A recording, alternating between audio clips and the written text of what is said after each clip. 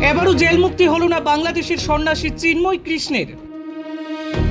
আইনজীবী হত্যা মামলায় জামিন খারিজ করে দিল বাংলাদেশ হাইকোর্ট।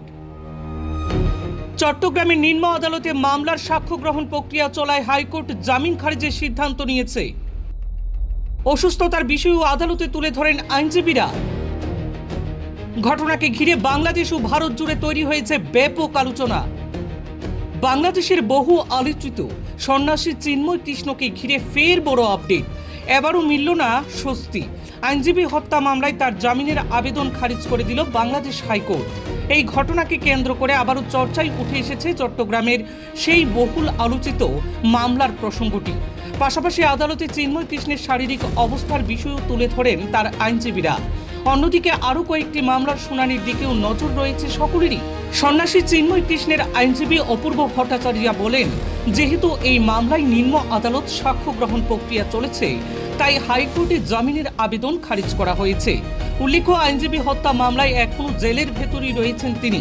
ইতিমধ্যেই ওই মামলার বিচার প্রক্রিয়া শুরু করার নির্দেশ দিয়েছে চট্টগ্রামের নিম্ন আদালত।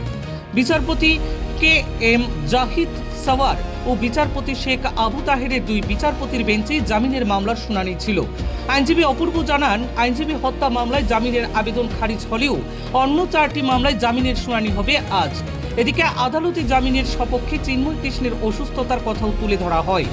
জানা গিয়েছে, বাংলাদেশের জাতীয় পতাকার অবমাননা এবং রাষ্ট্রদ্রোহ মামলায় 2024 সালের শেষ দিকে গ্রেফতার করা হয়েছিল চিন্ময় কৃষ্ণকে। তার গ্রেফতারিকে কেন্দ্র করে বাংলাদেশে অসন্তোষ ছড়িয়ে পড়েছে গোটা হিন্দু সমাজের মধ্যে, যার প্রভাব পড়েছিল ভারতেও। জানিয়ে চট্টগ্রাম সহ একাধিক এলাকায় উত্তেজনার খবর উঠে আসে। গ্রেফতারির পর চট্টগ্রাম আদালতে জামিনের আবেদন করেন চিন্ময় কৃষ্ণ। তবে সে বছর নভেম্বর মাসের শেষের দিকে চিন্ময় কৃষ্ণের জামিনের মামলাকে কেন্দ্র করে চট্টগ্রাম আদালত চত্বরে উত্তেজনাপূর্ণ পরিস্থিতির সৃষ্টি হয়েছিল। সেই ঘটনায় প্রাণ হারান আইনজীবী সাইফুল ইসলাম। অভিযোগ, আদালত চত্বরে সংঘর্ষের ঘটনার পর তার মৃত্যু হয়।